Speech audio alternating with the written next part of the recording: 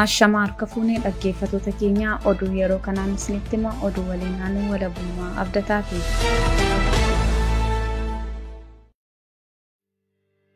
Manni hayyuu duree adda bilisummaa Oromoo Jaal Daawud Ibsaa haala yeroo irratti osoo ibsa laataa jiranii poolisootaan weeraramee jira. Sagantichis addaan cituun beekame.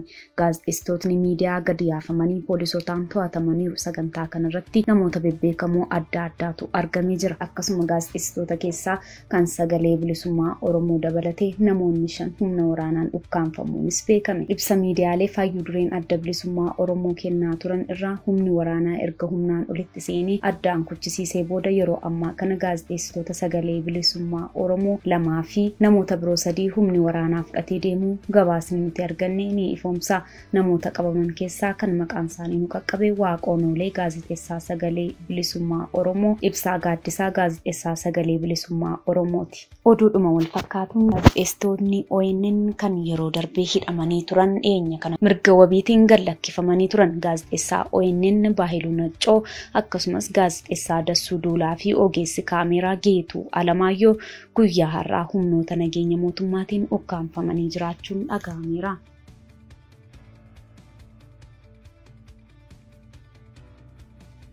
Harargee Bahaa Ona Kombolchaa Araddaa Burqaa Nagayaa ganda Kaakoo keessatti guyyaa kaleessaa jechuunis onkololeessa 11/2020 milishaan mootummaa shamarree Boontuu Jawaar jedhamtu itti dhukaasuun ajjeesuun dhaga'ame. Ilmaan Oromoo irratti ajjeechaan yeroo garaagaraa irratti raawwatamaa kan jiru waraana mootummaatiin haaduma wal fakkaatuunis onkololeessa 11 qeerroo Oromoo tokko Baalee Roobeetti poolisoota humna addaa Oromiyaan akka ajjeefame maddeen keenya ni ifoomsu.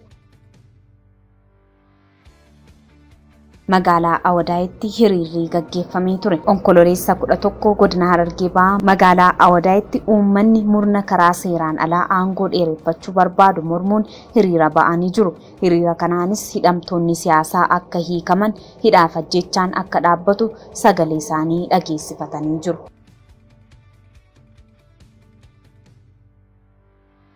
Guyyaa kaleessaa hiriirri nagaa Gaara Mul'ataatti gaggeeffamee ture. Godina Harargee Bahaa Ona Gaara Mul'ataatti guyyaa kaleessaa hiriirri gaggeeffameera. Hiriira kanaan ajjeechaa fi hidhaan akka dhaabbatu, dararaan uummata Oromoo irra ga'u akka dhaabbatu sagalee dhageessisanii jiru.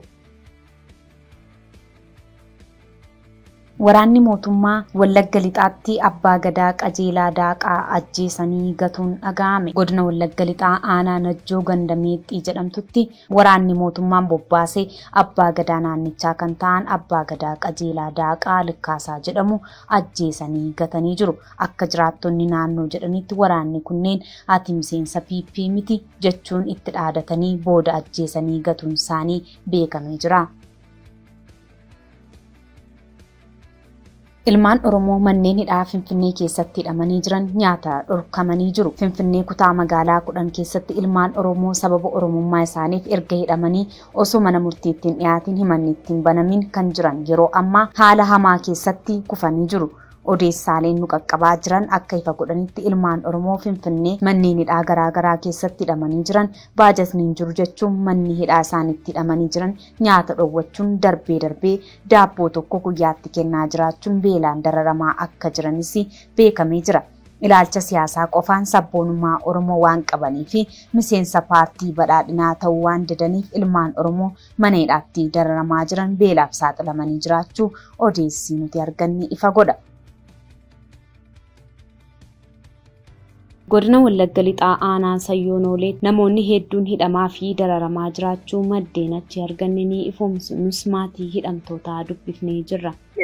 Kan kiyyaa abbaa kiyya jedhamee hojjetamuu kanaa jedhamu. Hayyee. Godina Wallagga Lixaa aanaa Sayyoonoolee keessattidhaa fi dararaanii itti garmalee ulfaatee kan inni jiru jechuudha. Abbaa koo kana qofaa miti. Namoonni biroon illee hidhamanii kan isaan jiran jechuudha. Fakkeenyaaf Mitifuu Garoorsaa jechuudhaan Sibirtaa Gamsiisaa kan jedhamu waan akka kanallee Tasaayii Muusaa fa'aa nama gana hin jechuun danda'u namoonni hidhamanii jiran. Maaliif mee kan hidhamuu danda'an maal jedhu yeroo dhufanii hidhan? Gaaffii gaan qabu akkaataa isaan itti kan qabanii ta'ee ati abaa'oo shanii deeggartaa jedhanii nama nagaa fuudhanii qabanii hidhanii kan jedhanii jechuudha. Gochuu kana akkuma amma fakkeenyaaf yeroo baay'ee illee nageenya isaaniitti illee baay'ee sodaatu jechuudha. Mee maal hojjetu abbaan kee hojii dhuunfaa isaaniiti? Qotee bulaadha. Qoteetu barsiifata. Wanti bituu qotanii kan isaan barsiifatanii wanta tokko waan balleessan hin qaban.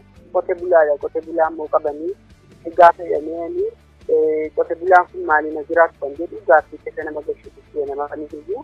Manuma haadhaa dhufanii kan fuudhanii hidhan? Waamanii qabanii hidhanii. Waamanii gaafa isaan naqanii qabanii hidhanii jiru jechuudha. Hedduu waan namatti hin tolleedha jechuudha. Naqxanii gaafachuun hin danda'amaa wal argitaniittu erga isaan qabamanii booda? Erga isaan qabamanii booda warra manaa ergine turre kootti ani achi naannoo sana biraatti yookaan deddeemu waan hin dandeenyeef iddoo biraatti deemeen jira jechuudha nuti kootti. Atis baqattee jirta? Ofii kootti illee baqattee iddoo biraa ni jira jechuudha. Malee abbaa kootii yaada koo qofaatu dhaabate. Hayyee. Malee haalli baay'ee sodaatti yaaddessaadha. Hayyee dhumarratti yoo yaada dabaltu jiraate. Yaadni dabaltu yoo jiraate uummata Oromoo hidhuu fi dararuun furmaata hin ta'u waan ta'eef hidhaa fi dararaan uummata keenya irraa dhaabbatu jedhaan gara kooti. Oduun har'aaf qabannee kana fakkaata ture nagaatti.